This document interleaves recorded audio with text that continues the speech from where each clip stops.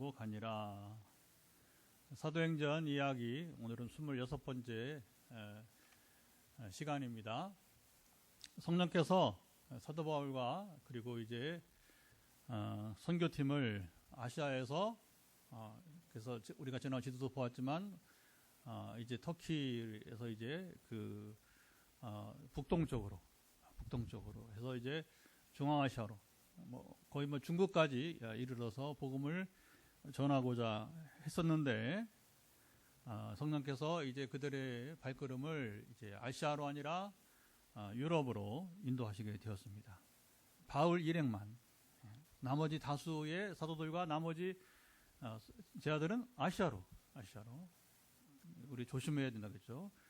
하나님이 아시아를 버린 게 아니라 오히려 유럽은 소수만 보내고 아시아로 다수 워낙 인구나 땅 크기나 유럽과 비교가 안 되니까 당연히 그래야겠죠. 당연히 일본 북아프리카로 이제 하나님이 이제 선교 이제 발걸음을 움직이시게 된 것입니다.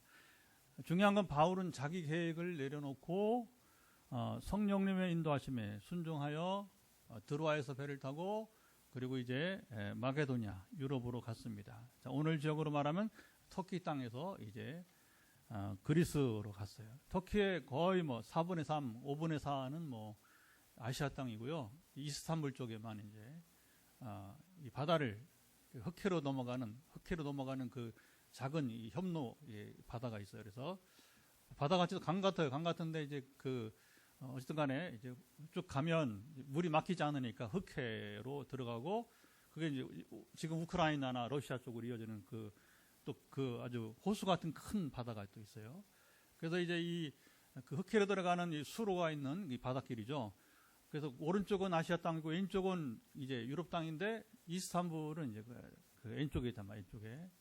그래서 터키 땅이 재미있는 건 그렇게 두 대륙이 이렇게 같이 섞여 있는 것이죠. 그래서 터키 땅에서 이제 그리스는 완전 유럽 땅이고 성령께서 마게도냐로 이제 바울 일행을 인도하셨고 중요한 것은 이제 바울과 선교팀이 순종했다 하는 것입니다. 자, 바울 일행이 도착한 항구는 네아폴리였고 그 지역에서 전도할 만한 첫 번째 큰 성이 빌립보였습니다. 바울은 대개 대도시 중심의 이제 선교 여행이 뭐냐면 이제 그 대도시를 따라서 이렇게 쭉 여행을 하는 거예요. 그래서 팔레스타인에 시작해서 가다 보니까 이제 시리아의 안디옥이 대도시니 거기서 그렇죠. 그 파송을 받고 어디로 가냐면 가까운 섬에 이제 구브로섬, 키프로섬으로 가서 전도하다가 다시 그 내륙으로 돌아오잖아요. 배 타고. 그래서 비시디 안디옥으로 큰 도시들을 쫓아서 우리가 지난번에 보았던 이고니온, 누스드라 이런 데들이 이제 사람들이 살던 그 성들, 도시들을 말하게 되는 것이죠. 종말이 곧 올 것으로 여겨 사람들이 많은 곳에서 복음을 여러 번 전파했습니다. 지금도 그래요. 지금도 선교사들이 선교하는 곳을 가보면 되게 대도시 중심으로 많이 합니다. 우리 지난주에 미얀마 다녀왔지만 미얀마의 양곤이 가장 큰 도시예요. 그래서 거기에 이제 하나님이 이제 한국 유학생 보냈다가 석박사를 하고 신학교를 세우고 교회를 개척을 해서 아주 멋지게 잘 하더라고요. 멋지게 잘. 그 되게 대도시 중심으로 지금도 보면 이제 많이 그렇습니다. 우리가 방문하는 선교지는 거의 그래요. 양곤만 아니라 저기 수마트라 팔렘방도 이제 그 수마트라 섬에서는 제일 큰 도시 가운데 하나예요. 제일 큰 도시 가운데 거기에 이제 신학교가 있는 것이고 그렇죠. 그런 식으로 이제 우리 가는 곳마다 아프리카도 보면 이제 그 지역에 대표할 만한 그런 도시 속에 신학교를 세워서 이제 일꾼을 양성하는 모습을 보고 하나님 우리를 그곳을 이끌어서 신학을 가르치고 성령의 임재를 맛보게 하는 것입니다. 자, 네아폴 인근에서는 빌립보, 데살로니가 그리고 베레아 등에서 복음을 전했는 지도 영상을 한번 보시죠. 지도 영상을 한번 보면 금방 알 수가 있어요. 이제 그 바울이 이제 건너간 그 네아폴리에서 이제 그 바로 연결되는 곳이 첫 번째가 이제 빌립보성이고, 그 다음이 좀 내려오면 데살로니가고, 그리고 이어지는 게 이제 베레아. 그리고 쭉 내려오면 이제 오늘 뭐 잘 안 되네요. 쭉 내려오면 이제 한참 내려와, 한참. 지금도 고속도로로 우리 거의 한반도만한 우리 거의 남한을 종단, 서울, 부산 이상으로 가야만 아테네가 나오고, 아테네 이후에 다시 또 더 내려가면 거기가 이제 고린도 땅이 되게 됩니다. 그렇게 해서 이제 바울이 이제 마게도나를 갔지만 사실은 이제 그리스 땅을 종단하면서 이렇게 선교하는 것을 보게 됩니다. 나중에 다시 뜨면 하도록 하겠습니다. 5년 전에 터키와 이제 불가리아 선교지 순회사역을 하면서 이것을 직접 볼 수 있었습니다. 그래서 여러분, 목회자들이 평소도 마찬가지지만 성지순례를 가면 이게 참 하나님의 은혜입니다. 하나님의 은혜. 왜 그러냐면 성경을 읽을 때 5년 전 일이지만 지금 눈에 훤해요. 그리고 이제 이집트 이스라엘 땅은 제가 2001년에 갔으니까 23년 전이래요. 벌써 세월이 많이 흘렀어요. 23년 전. 그래서 이제 그 23년 전에 2001년도에 이제 갔었는데, 지금도 보면 이제 이집트 카이로부터 해서 요셉의 자손들이 살던 그 고센 땅이 어떤 땅인지 확 이제 지금도 뭐 아주 훤합니다. 시내산도, 그래서 그때는 젊어서 30대 후반에 젊어서 23년 전이니까 30대 후반 젊어서 저희 부부가 낙타를 타지 않고 걸어서 시내산을 올라갔어요. 올라가서 새벽엔 추워요. 그 산에 고산이고 새벽에 막 밤새 걸어 올라가서 이제, 그리고서는 이제 그 일출을 맞으면서 예배를 드리고 시내산, 지금도 아주 기억이 막 훤합니다. 그러면서 이제 이스라엘 방랑하던 광야, 유대 광야, 그리고 이제 예루살렘도 가고, 그다음 갈릴리 호수도 가고, 이런 성지순례의 여정들이 성경을 읽을 때면 지금도 그 어느 지역을 말할 때면 이 가본 거하고 가보지 않은 다른 거죠. 그래서 여러분들 일생에 이런저런 여행을 계획하는데 우선순위를 여행할 이제 기회가 주어지거든. 성지순례를 먼저 하라. 나머지는 차 안에 두고,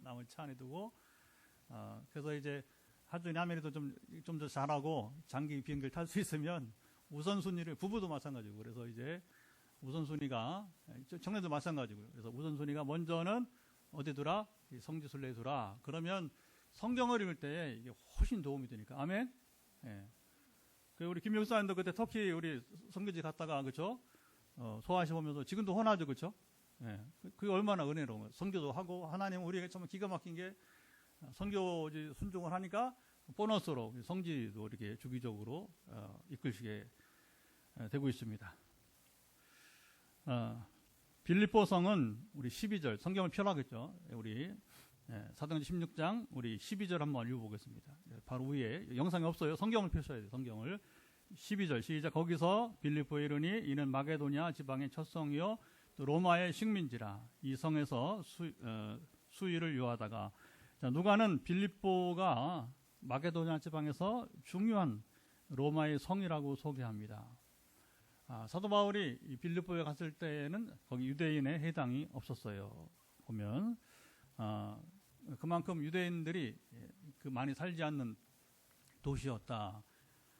그러니까 그 크기가 그리 크지 않았다 보는 거죠.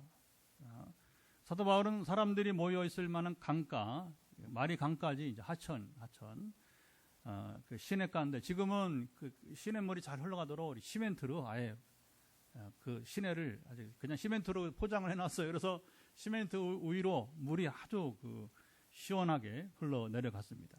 13절 볼까요? 13절 보시면, 안식일에 우리가 기도할 곳이 있을까 하여 문 밖 강가에 나가 거기 앉아서 모인 여자들에게 말하는데, 여성들이 빨래하고 있었을 것이라 추정이 됩니다. 지금 안식일이잖아요. 안식일. 휴일이에요. 휴일. 현장에 가보니 빨래하기에 좋은 곳이었습니다. 커다란 강이 안에 그냥 우리 동네 시내가인데, 그러나 물은 충분히 흐르는 이 폭이 뭐 그리 넓지도 않아요.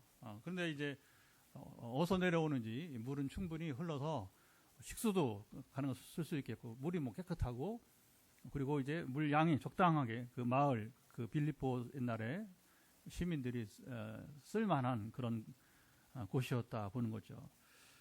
바울은 여성들이 옹기종기 모여 있는 시내가에서 복음을 전했습니다. 그때 자 루디아라고 하는 여인이 바울이 전하는 말씀에 여기 귀를 여러분 이제 기울이고 그 말씀에 집중하였습니다. 설교자는 누가 말씀에 집중하여 듣고 있는지 자연스럽게 여러분 이제 발견하게 됩니다. 자, 14절도 읽어볼까요? 14절 읽어보면 두아디라시에 있는 자세옥감 장사로서 하나님을 섬기는 누디아라 하는 한 여자가 말을 듣고 있을 때 주께서 그 마음을 열어 바울의 말을 따르게 하신지라. 자, 하나님께서 복음을 듣던 루디아의 마음을 열어주셨고 루디아와 온 가족이 세례를 받았습니다. 자, 성령께서 바울과 선교팀을 마게도냐로 이끄시고 순탄하게 우리 복음 전도와 교회 세우기가 시작이 되었어요. 할렐루야. 뭐 이렇게 하면 교회 개척이 얼마나 그렇죠? 교회 개척 얼마나 쉬워 보여 그렇죠? 근데 하나님 하시면 쉬운 겁니다. 교회 개척이. 아멘. 우리 전도와 선교도 그렇고 하나님 하시면 참 쉬운 게 전도와 선교인데 우리가 하려고 하면 이제 이게 끝이 없고 감당할 수가 없는 게 전도요 또 선교가 되는 것이죠. 자, 하나님께서 하시는 이 놀라운 일을 자, 우리가 어떻게 이해하고 오늘날 우리가 적용하며 살아갈 수 있을까요? 자, 하나님께서 빌립보 교회를 세우시기에 자, 루디아의 마음을 움직여 그 가정 그러니까 원래 그러면 가정의 가장이 예수를 믿으면 예나 지금이나 그렇죠. 혼자 믿지 않고 결국에 가족들 가정에 일하는 일꾼들이 있어요. 그 노예 옛날 시대니까 이제 노예도 있고 또 그냥 일하는 이제 그 직장 삼아 일하는 또 여기 이제 루디아는 장사하는 사람이니까 그렇죠. 그래서 이제 이런 가솔들이 구원을 받고 세례를 받게 하셨습니다. 전도와 세례 등 모든 일은 하나님의 일입니다. 하나님께서 친히 행하시는 것이에요. 자, 전도자들은 이 일을 섬기는 것뿐인 것입니다. 이게 중요한 거예요. 우리는 하나님께서 이제 필요하실 때 우리를 사용하시는 것뿐입니다. 근데 그게 영광이죠. 그게 큰 기쁨이죠. 나 같은 사람을 한 사람을 여러 번 전도하고 구원하는데 쓰신다는 거. 우리가 선교제 가서 뭐 신학교 가르치고 성령 임하고 신학생들이 하나님의 경험을 간증하는 거 보면 막 가슴이 막 두근거리는 거예요. 하나님 제가 누구기에 우리 교회가 무엇이기에 이 교회를 개척하고서는 이제 여러 가지 은혜가 넘치지만 특별히 그렇게 우리가 신학을 가르치고 그 선교지 신학교 가서 그리고 그 신학생들에게 막 성령 임하고 또 그 교인들도 와서 또 막 부흥회는 또 다 또 이렇게 초청을 하고 싶어하는 현지 목사님들이 그래서 이제 신학교만 아니라 그래서 아프리카든 아시아든지 간에 부흥회가 있으면 그 시간에는 교인들을 초청해서 왜냐하면 그 기회를 놓치 굉장히 사모하는 마음이 강해요. 그러니까 간증이 많이 일어나고 할렐루야. 하나님 두 번째 가정을 예비했습니다. 사도 바울과 선교팀이 두 번째 가정을 만나는 과정이 특이합니다. 우리 사도행전 16장을 보고 있습니다. 사도행전 16장 우리 16절 17절 한번 보도록 할까요? 16절 17절 우리가 기도하는 곳에 가다가 점치는 귀신 들린 여종 하나를 만나니 점으로 그 주인들에게 큰 이익을 주는 자라. 그가 바울과 우리를 따라와 소리질러 이르되 이 사람들은 지극히 높은 하나님의 종으로서 구원의 길을 너에게 전하는 자라 하며 사도 바울과 선교팀이 만난 것은 그들이 전도할 사람이 아니고 회방꾼이었어요. 참 이제 이게 중요합니다. 왜 소위 하필이면 이때에 귀신 들린 여종이 여기서 나타나고 이 바울과 선교팀에게 회방꾼 역할을 하느냐 하는 거예요. 그런데 이 사람은 점치는 자였고 우리나라 말로 말하면 신내림 받은 이 무당 주인이 하나가 아니고 노예인데 여종 말이 여종이 노예 여자 노예인데 주인이 하나가 아니고 몇 명이라고요? 여럿이요. 여럿. 마치 요즘에 우리가 주식 참 이게 표현하기 어려운데 주식을 여러분 이제 보면 이제 한 사람이 소유하지 않잖아요, 그렇죠? 여럿이 소유하듯이 말하자면 이제 이 여종은 주인이 한 사람이 여럿이 이제 공동 소유가 되었습니다. 귀신은 약간의 지식을 갖고 신비를 발휘합니다. 사실 뭐 귀신이 하나님과 비교하면 여러분 이제 턱없이 부족한 능력이지만 그 다음이 중요해요. 사람들의 마음을 현혹할 만큼, 미혹할 만큼 지식과 능력을 여러분 발휘한다는 겁니다. 그래서 사람들을 속이는 거예요. 사람들을 이렇게 여러분이 이제 쥐고 흔드는 겁니다. 쥐고 한 사람의 일생을 좌우하는 거예요. 막 움직입니다. 움직여요. 절대적으로 복종하게 하는 거예요. 그래서 여러분 무당을 섬기면 100% 불행해. 100%. 한동안에는 뭐 잘 되는 것처럼. 심지어 여러분 뭐 성공할 수도 있어요. 근데 그게 인생의 참 성공이냐고 봤을 때는 이제 평가가 상당히 달라진 걸 우리가 지금 역사 이제 보고 있잖아요. 누구라 안 해도. 지금 분명히 보고 있잖아요. 우리가 역사적으로. 그건 반드시 그럴 수밖에 여러분 없다. 그 귀신의 한계니까. 일단 도덕성이 없어요. 귀신은 도덕성에 철저히 외면하게 되기 때문에 보면 압니다. 사람들이 보면 알아요. 이제 자, 이 무당의 신분은 노예였고 주인들에게 상당한 돈벌이를 제공했습니다.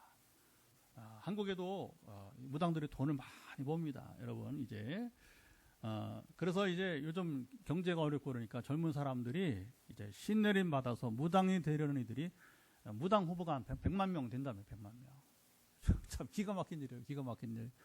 손쉽게 돈을 벌려고. 근데 문제는 뭐냐? 그렇게 이제 신내림 받아서 귀신이 들어오는 귀신이 내게 들어와 달라고 요청하는 거예요. 그저 계룡산 같은 데 가서 여러분 저 남해 낙산사 여기 안강에도 절이 있어요. 안강의 절에도 무당학교가 있어요. 무당학교. 아시나요? 옥산서원 가다가 인편에 보면 큰 절 있잖아요. 그렇죠? 여기 다 뭐냐면 무당학교.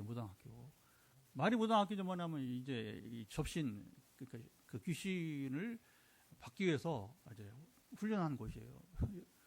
여러분 이게 자기 영혼을 파는 거예요.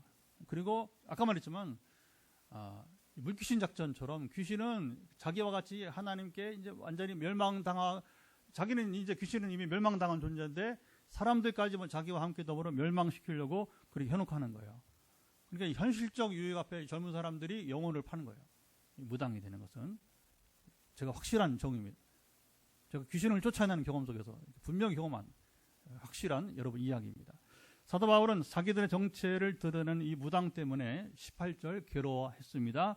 왜냐하면 무당은 아무 유익이 없는 것을 바울이 잘 알았어요. 지금 뭐 바울을 막 칭찬하는 것처럼 떠들어대잖아요. 절대 그렇지 않아요.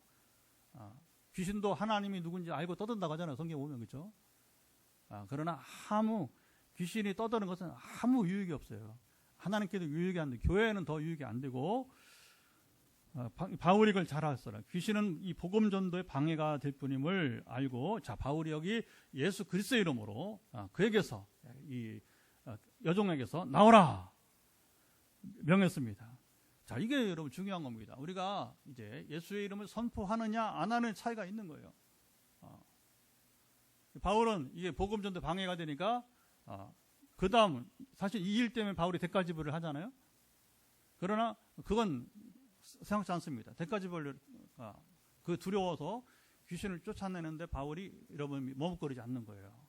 당당하게 예수 그리스도로 이제 그에게서 나오라 그랬더니 이제 귀신이 듣고 순종하는 거죠. 바울의 말을 순종하는 게 아니라 바울의 안에 계신 예수 그리스도를 두려워해서 귀신이 스스로 나오는 것입니다. 할렐루야. 이 여인이 귀신에게서 해방되었습니다. 자, 이 여성은 사탄으로부터 자유하게 되었습니다. 사람답게 사는 거예요, 여러분. 여러분 귀신 들려서 그러니까 이 무당은 여러분 이제 남자는 박수라고 그래요. 남자는 박수 무당이라고 하죠. 박수는 남자고 여자는 무당인데 그래서 박수 무당들이 자기 자식을 절대로 이제 대물림하지 않으려고 해요. 왜? 그게 얼마나 안 좋은 것인 줄 알기 때문에 스스로 알기 때문에 절대로 우리 목회자들은 여러분 이제 그 다음 세대 우리 자녀들이 여러분 목회자는 영광스럽게 생각합니다. 안 하려고 하잖아. 그렇죠? 쉽지 않은 일이잖아 이 일이. 그러나 이제 고난의 길은 있지만 그러나 얼마나 보람이 있어요. 이게 완전히 다른 세계란 말이야. 다른 세계. 하나님은 선하시기 때문에 귀신은 악하기 때문에 할렐루야. 간단한 여러분 이 진리가 되게 되는 것입니다. 자, 이 여인은 사탄으로부터 자유롭게 되었지만 그들의 주인들이 문제였습니다. 주인들은 이 노예 때문에 그동안 상당한 돈을 벌어들였잖아요. 요즘 말하면 주식 배당을 받은 거예요. 주식 배당을. 근데 귀신이 나가버리니까 점칠 수가 없잖아요. 그렇죠? 그건 여러분 이렇게 손으로 이렇게 따지고 여러분 책 보고 하는 사람들은 철학관, 그건 학습무라 그래, 학습무. 학습무. 별로 권위가 없어요. 그러니까 이제, 근데 이제 신내림 받은 그 귀신 받은 사람들 뭐냐면 되게 간증을 들어보면 그들이 변화되어서 예수 믿어서 간증을 들어보면 전날 밤에 귀신이 온다는 거예요. 내 손님이 오는데 알려주는 거죠. 알려주는 건데 어떤 손님 올 것이다. 어떤 손님 올 것이다. 우리도 기도하면 이제 특별히 이제 중보기도 할 때에 그런 지식을 주시기는 하셔요. 그러나 점치는 사람들처럼 그렇게 써먹는 기도는 하지 않습니다. 그건 아무 유익이 없는 거예요. 아무 유익이 없기 때문에. 자, 귀신이 나가니 결국은 점칠 수 없으니까 이권이 끊어진 것을 알게 됩니다. 바울과 선교팀을 가만히 둘 리가 없었겠죠. 자, 20절, 21절. 자, 이제 오늘 영상에 나옵니다. 자, 20절, 21절 한번 읽어보도록 할까요? 상관들 앞에 데리고 가서 말하되 이 사람들이 유대인인데 우리 성을 심히 요란하게 하여 로마 사람인 우리가 받지도 못하고 행하지도 못할 풍속을 전한다 하거늘. 자, 노예무당의 주인들이 바울과 선교팀을 무고로 고발했어요. 로마 관리들이 로마 시민인 바울을 재판하지도 않고 선교팀을 무고로, 여러분 여기 이제 옷을 찢어 벗기고 매를 치게 하더니 그러니까 맨살에 옷을 다 벗기고 상의 탈의를 다 시키고 맨살에다가 여러분 채찍을, 그러면 그렇죠, 피가 흐르고 멍이 들고 그렇게 했겠죠. 그리고 감옥에 가뒀습니다.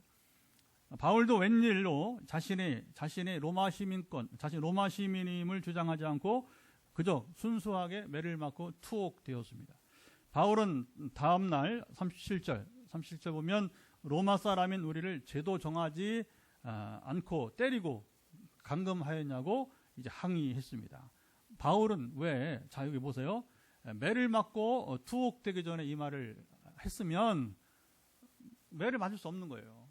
감옥에 갇힐 일이 없는 거예요. 왜냐하면 로마 시민의 특권이 뭐냐면 재판을 받고 정죄되기 전에는 결코 매를 맞거나 매를 때리거나 감금시킬 수 없는 거예요. 그래서 바울이 로마 감옥에 있을 때는 말이 감옥이지 뭐냐면 재판 중에는 그가 감옥에 있지 않고 어디 있었냐면 그래도 이제 그를 별도로 관리하는 거죠. 그래서 바울이 자비로 셋집을 얻어서 로마에, 제가 작년에 갔었거든요. 그 바울이 셋집 로마에. 그래서 그 셋집에 살면서 이제 거기 군인이 지키죠, 앞에. 그러면서 그러나 사람들이 왕래할 수 있고 바울이 누구든지 손님을 맞이하고 음식을 같이 먹을 수 있고 이제 그런, 이게 로마 시민 특권이 그런 것이거든요. 근데 여기 오늘 본문에서는 왜 바울이 매를 맞고 투옥되었느냐, 로마 시민권임을 여러분이 이제 미리 말하지 않고 나중에 여러분 밝혔을까요? 사도 바울의 마게도냐 전도가 시작되었습니다. 지난 주일에 마게도냐로 부르심, 오늘은 마게도냐의 첫 성인 빌립보에서의 전도와 교회를 세운 이야기입니다. 여러분 주목하세요. 교회는 성령께서 세우십니다. 전도와 선교는 하나님의 일입니다.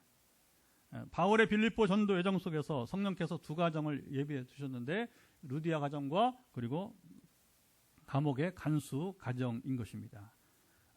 하나님께서 항상 교회를 세울 때 일꾼들을, 우리 교회도 이제 처음에 두 가정을 이렇게 같이 개척에 합류하게 하시고, 그리고 이제 한 가정씩, 오늘 서울 갔는데 우리 송 집사님, 첫 번째 세례자인 송 집사님 또 가정을 부르시고, 그러면 그러다가 또 우리 또 반주자인 또 우리 신사님 가정도 부르시고, 그러다가 또 우리 또 윤집사님도 또 오시고, 그다음 이 성전에 옮기면서 또 이제 떠날 사람 떠나고 할 수 없이 선택이니까 성전 짓는 거 부담스러워서, 그리고 여기 와서는 이 동네 사람이 오기 시작하는 거예요. 그래서 이제 우리 최영 집사님하고 정 집사님 모자가 오시고 할렐루야 이렇게 그러면서 우리 또 우리 사는 형제도 또 이제 반가워요, 오랜만에 다시 나오게 되어서, 우리 하여튼 최 집사님도 또 오시고 이렇게. 이번 주에는 또 우리 옆집에 사는 우리 형제가 이따 우리 또 같이 식사도 하면서 차 마시면서 성경 공부도 하면서 인사도 하시고 이렇게 해서 이렇게 또 이웃집에 이 동네 여기 교회가 세웠으니까 성결교회 다니다가 가장 가까운 게 여기라고 할렐루야. 발걸음을 아멘도 얼마나 잘하는지 지난 금요일부터 은혜가 넘칩니다. 한 사람 한 사람 이렇게 상황에 따라서 하나님 그렇게 교회를 세워 가시는 거예요. 교회를 이렇게 물론 또 우리 교회는 또 특이하게 또 이제 현장 기운이 있고 또 영상으로 만나는 또 이제 메타포스 지역을 넘어서 그래서 이제 또 흥미로운 거잖아요. 우리 저기 한나자매나 저 뒤에 희진이 형제 같은 경우는 메타포스예요. 원래 메타포스. 근데 이제 지금 학교 때문에 이제 우리 한나자매가 마지막 학기 다니니까 여기 현장에 오게 되고 할렐루야. 엄마가 먼저 메타포스가 되고 강원도에 엄마가 이제 그래서 이제 이런 청년들이 이제 취직을 여기 포항에서 해서 이제 청년들의 이제 정착이 이루어지길 축복합니다. 그래서 때로는 교회가 되겠나 하면서도 또 이런 때는 또 희망 가져보는 거죠. 또 우리 희진이 형제도 제가 도전을 포스코 취직해라. 어떻게 할지 모르겠어. 하나님께 인도하셔야 되니까 뭐 교회를 해서가 아니라 하여튼간에 우리가 만남이 되니까 만남이 연장이 되고 또 그 연장이 아름다운 여러분 신앙의 관계가 된다면 그 서로 보기 아니겠습니까? 아멘. 하여튼 우리 함께 여러분들을 축복합니다. 자, 이것은 사람이 계획을 세워서 제가 이렇게 뭐 세세하게 말하는 것은 뭐냐면 사람이 계획을 세워서 할 수 없는 일이라는 겁니다. 빌립보에는 유대인들이 많지 않았고 회당도 없었어요. 그만큼 도시 규모가 데살로니카나 고린도 등의 다른 헬라, 그리스 도시들에 비하면 크지 않았음을 드러내 줍니다. 직접 가보았으니 실제 그렇더라고요. 그리고 빌립보 감옥이라고 있잖아요. 제가 그 앞에서 우리 부부가 사진을 찍은 게 있어요. 2001년도. 아니요. 5년 전에 사진을 찍었는데 정말 너무 작아요. 너무 작아.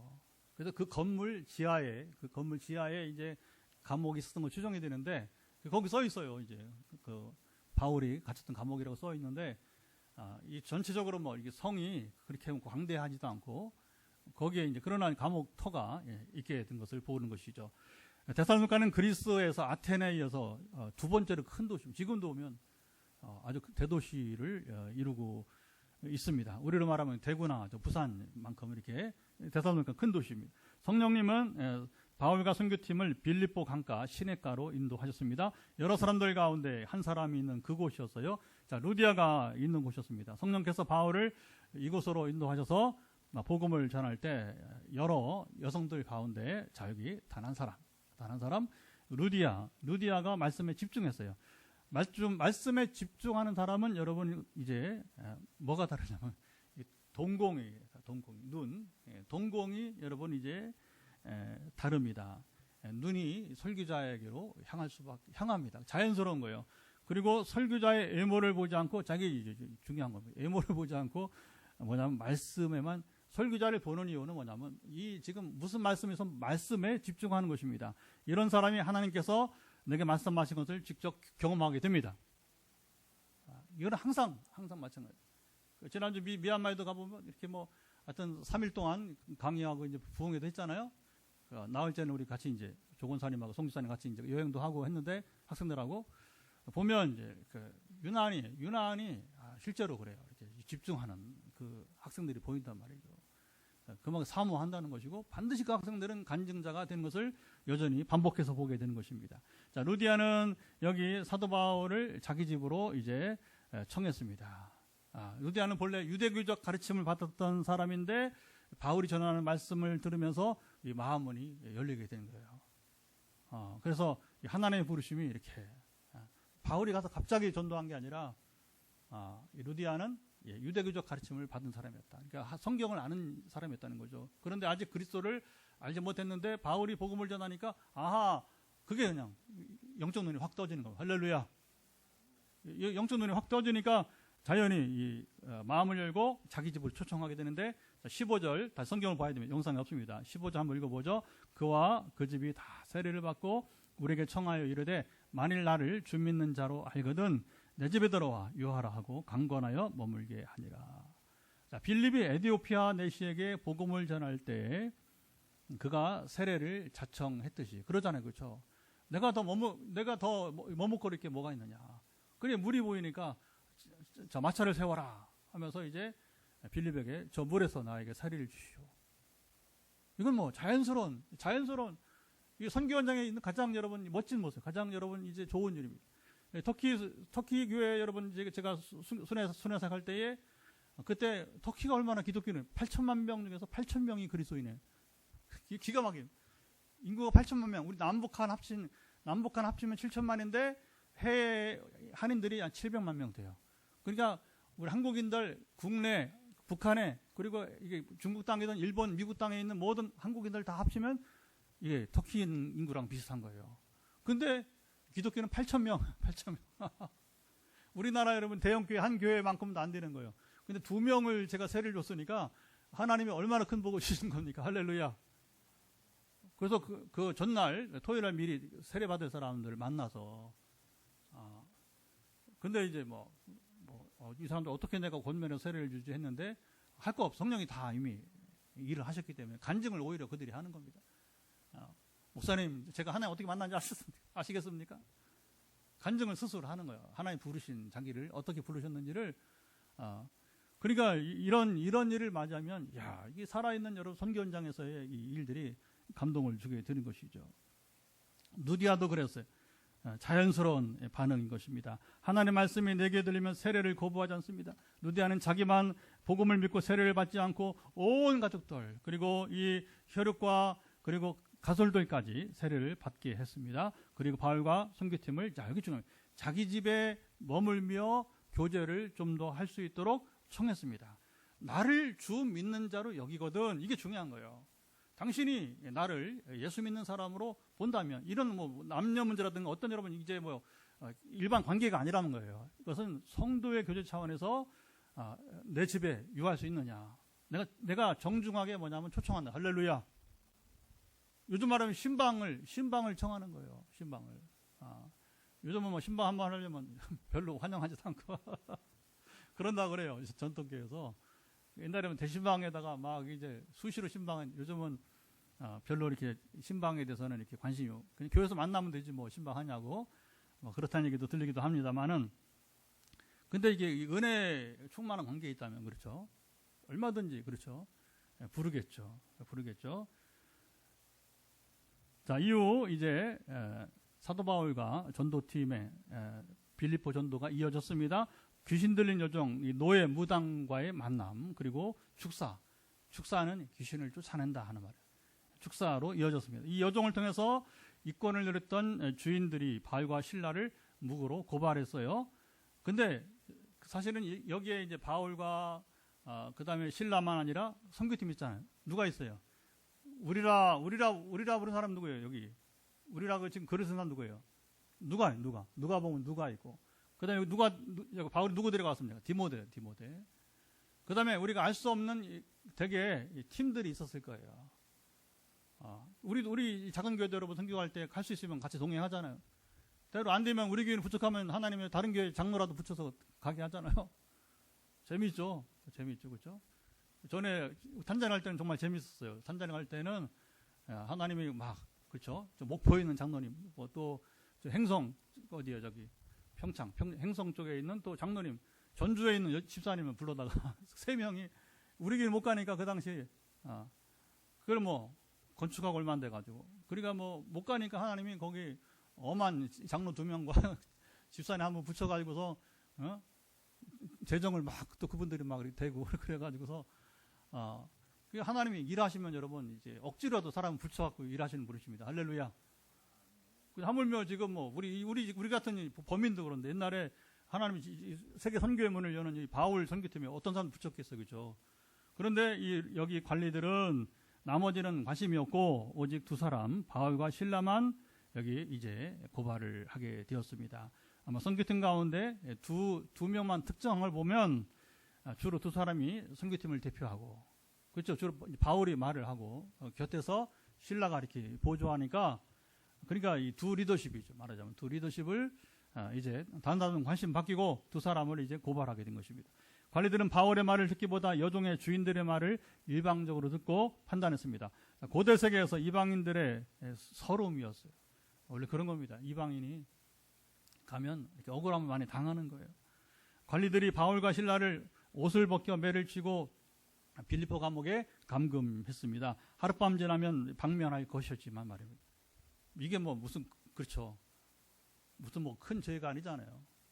그러니까 결국 이제 그들 주인들이 그 지역민들이니까 뭐요. 그들의 마음을 흡족하게 하려고 한번 실컷 때리고 인권 사각지대예요. 인권 사각지대. 그러니까 실컷 때리고 그냥 하룻밤 감옥에 뒀다가 내보내는 그게 이제 이 일인데 하지만 이 하룻밤 사이에 자 중요합니다. 하나님이 감옥에서 역사하시다는 겁니다. 사도 바울이 매를 맞으면서 로마 시민인 자신의 권리를 주장하지 않은 것이 이상합니다. 자, 그리고 37절 이제 읽어보자 한번. 37절 읽어보면 자, 이렇게 말씀합니다. 바울이 이르되 로마 사람인 우리를 죄도 정하지 아니하고 공중 앞에서 때리고 옥에 가두었다가 이제는 가만히 내보내고자 하느냐 아니라 그들이 친히 와서 우리를 데리고 나가야 하리라 한대. 바울은 매 맞을 거 다 맞고 그렇잖아요.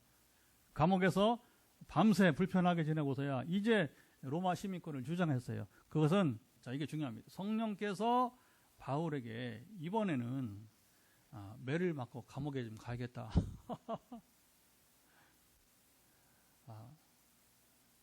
그런 거예요.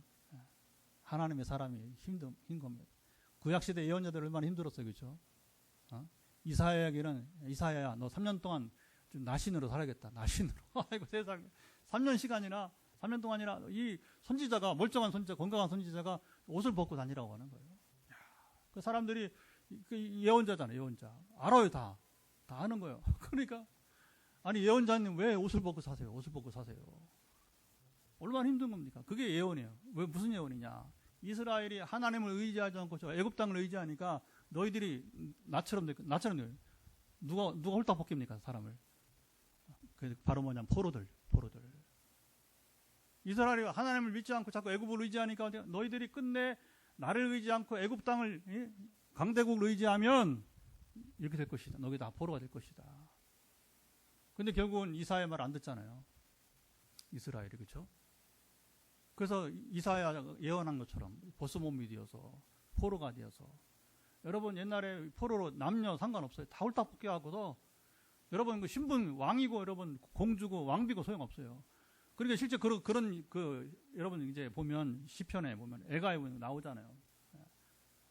왕비가 공주들이 여러분 옷을 벗겨서 아니 노예들이야 뭐 그냥 사는 게 뭐 인권이 어디 있어. 그러나 이게 귀족들 같은 경우에는 다르잖아요. 이게 왕족들 다르잖아요. 그렇죠? 똑같이. 여러분 옛날에 저 미국인들이 유럽 사람들이 큰 죄를 범했잖아요. 아프리카에 여러분 이제 막 그게 추장이고 상관없는 거예요. 거기 공주. 그러니까 뭐 다 홀딱 벗겨서 여러분 이제 배미창에 가두고서 끌고 가 노예 삼았잖아요. 그렇죠? 이게 사람이 할 수 없는 짓들이에요. 아직도 이 영국 놈들, 미국 놈들 회개 안 합니다. 회개 안 해요. 일본만 그런 게 아니야. 미국 여러분 영국 사람들 회개할 게 너무 많습니다. 그러니까 뭐 지난번 미얀마가 뭐 기독교 안 믿어요. 안 믿어. 95% 안 믿어. 왜 안 믿냐 했더니 영국이 하도 못된 짓을 해가지고 일본이 와서 우리나라 온갖 못된 짓을 여러분 이제 40년 하는 것처럼 거기는 80년간을 괴롭힌 거예요. 누가 예수 믿어? 예수 믿어? 그러면서도 뭐 무슨 복음 전도한다고 여러분 이제 선교사 보낸다고 하고 그딴 짓 한 거예요. 유럽이. 인도 가면 더 합니다. 온통 힌두교죠. 온통 힌두교. 그 이슬람교 더 많아요. 기독교는 아주 소수 종교예요. 인도. 왜 안 믿지? 왜? 믿게 생각해 보세요, 여러분. 여러분 일본이 만약에 우리에게 여러분 종교를 소개한다. 누가 믿어? 말이 안 되는 얘기죠. 세계 역사 그랬어요, 여러분 보면. 자, 가슴 아픈 여러분 일들이 있는 것이죠. 그러니까 여러분 참 하나님의 사람이라는 게 쉽지 않은 겁니다. 여러분 이치를 깨닫지 못해서 바보라서 그랬을까요? 아니에요. 하나님 사람은 그냥 하나님 하라고 한 대로 바울처럼 매를 맞기도 하는 것이고 감옥에 갇히기도 하는 것이고 왜? 우선순위가 있기 때문에 하나님이 하실 일이 있을 것이라는 예시를 받았을 것입니다. 그렇지 않고서는 사도 바울이 이렇게 무모한 고난을 당하지 않았을 것입니다. 훗날 유대교인들이 그를 죽이고자 하고 로마 천부장이 신문할 때에 그 옛날엔 그랬어요. 잡혀오면 그냥 무조건 매를 맞는 겁니다. 그러니까 바울 다시 옷을 벗기고서 때리려고 하니까 잠깐 내가 로마 시민인데 너 아냐? 그러니까 천부장이 막 겁을 먹는 거죠. 법을 어기는 거. 로마 시민을 재판도 안 하고 때리려고 하니까 그럼 뭐라고 하죠? 천부장이 나는 돈을 많이 주고 로마 시민이 되는데 넌 어떻게 로마 시민이 됐냐고. 옛날에 로마 시민이라는 게 엄청난 특권이었거든요. 수가 적었고 노예 수가 훨씬 많았어요. 노예 수가 로마 시민보다. 그러니까 나는 나면서부터 우리 아버지가 나는 다소 출신인데 다소도 옛날 대도시였어요. 그래서 나는 다소 출신인데 아버지가 로마 시민이요. 나는 나면서부터 그게 비교가 안 나면서부터 로마 시민 사람하고 유대인이지만 그러나 이 사람은 돈을 주고 로마 시민 된 사람이고 이게 22장 사도행 22장 25절에 나오는 거예요. 자, 바울은 성령님의 인도하심에 민감했고 마게도냐로 부르심만 아니라 이제 이 일에도 철저히 순종했어요. 바울의 변화된 성숙한 삶의 모습인 것입니다. 자, 감옥에서 바울과 실라는 자, 24절 25절도 한번 읽어보도록 하겠습니다. 자, 24절 25절 또 2절 한번 읽어보도록 할까요? 그가 이러한 명령을 받아 그들을 깊은 옥에 가두고 그 발을 착고에 든든히 채웠더니 한밤중에 바울과 실라가 기도하고 하나님을 찬송하며 제수들이 듣더라.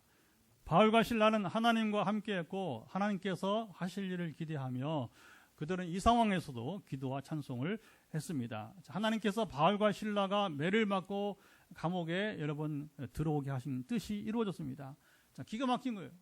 이렇게 안 하면 이 간수와 가정을 구원할 수 없었기 때문에. 그러니까 이제 귀신을 쫓아내는 것이 화근이 된 것처럼 보이지만, 그렇죠. 세상만사, 그렇죠. 이게 참 알 수 없는 것입니다. 그런데 하나님은 계획을 가지고 이렇게 하도록 이끄신 거예요.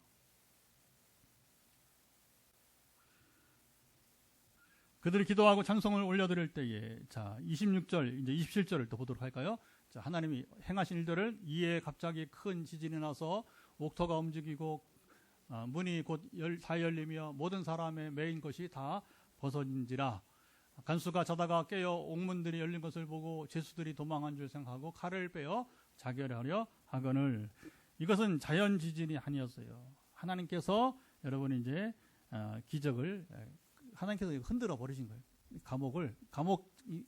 여기만 감옥 터만 하나님께서 움직이게 된 것이죠.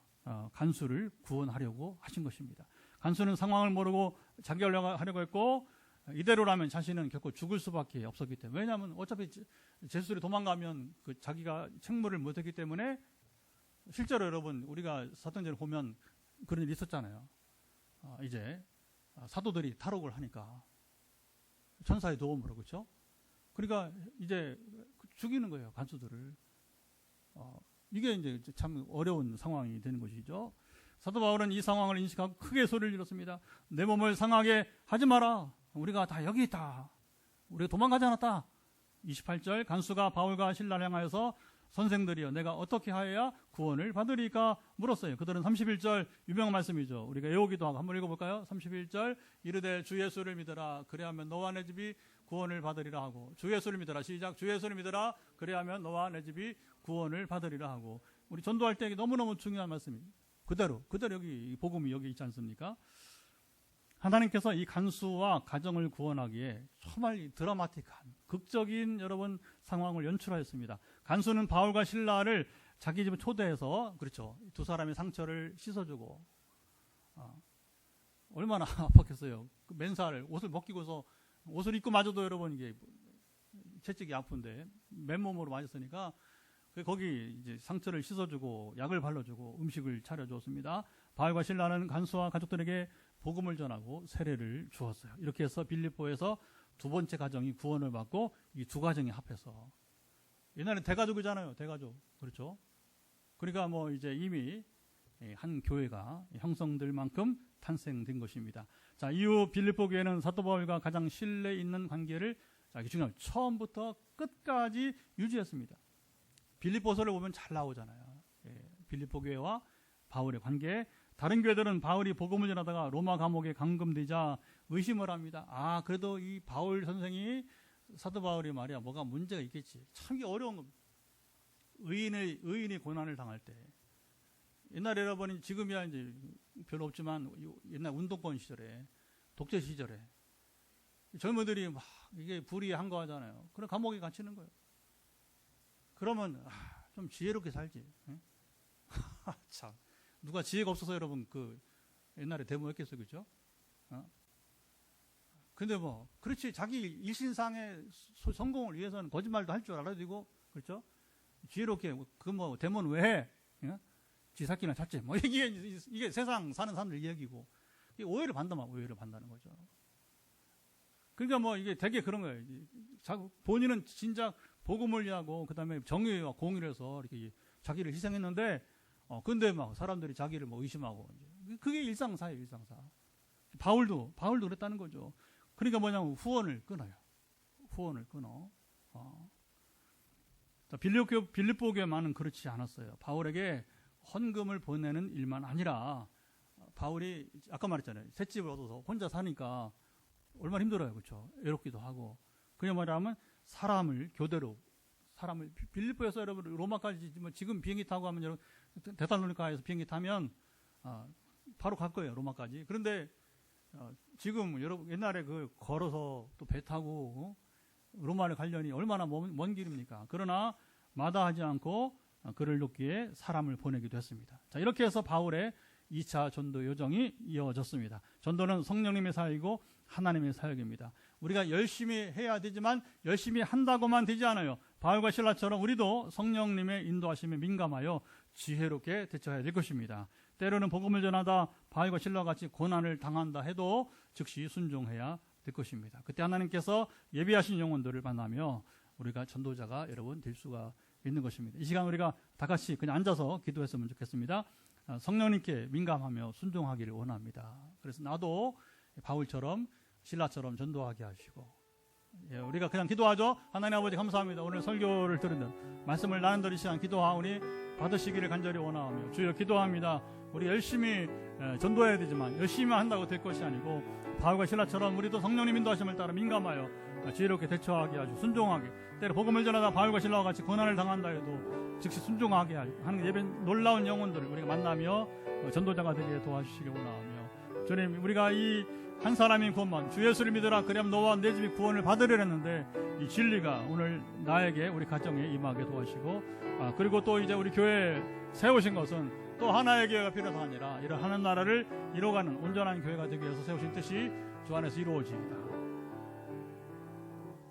하나님, 사도행전 우리 시리즈 이제 이야기 벌써 26번째 14번 남았는데, 남은 가을날 이 말씀들이 우리에게 큰 유익이 되게 하시고, 그리고 과거 사도행전 우리 초대교회 이야기만 아니라 오늘 우리 교회 이야기가 개척사가 되게 도와주시고 선교사가 되도록 함께 하시고 이끌어 주옵소서.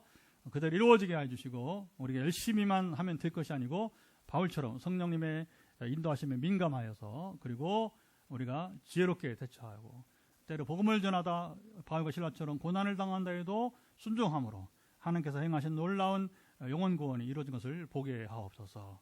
이런 삶을 살기 원하며, 우리 교회가 또 하나의 교회가 필요해서 세우신 교회가 아니라 이 시대 새로운 교회 모델을 주님이 세우시기 위해서 지금 현장교회와 메타포스 교회라고 하는 지금 초유의 지금 일을 하나님이 행하시고 있는데, 앞으로 어떻게 일들을 더 행하실지 기대가 됩니다. 주님 역사하시고 강건하사 우리가 알 수 없는 길, 그러나 우리는 그 길을 쫓아가고 있사오니 하나님이 함께 하소서.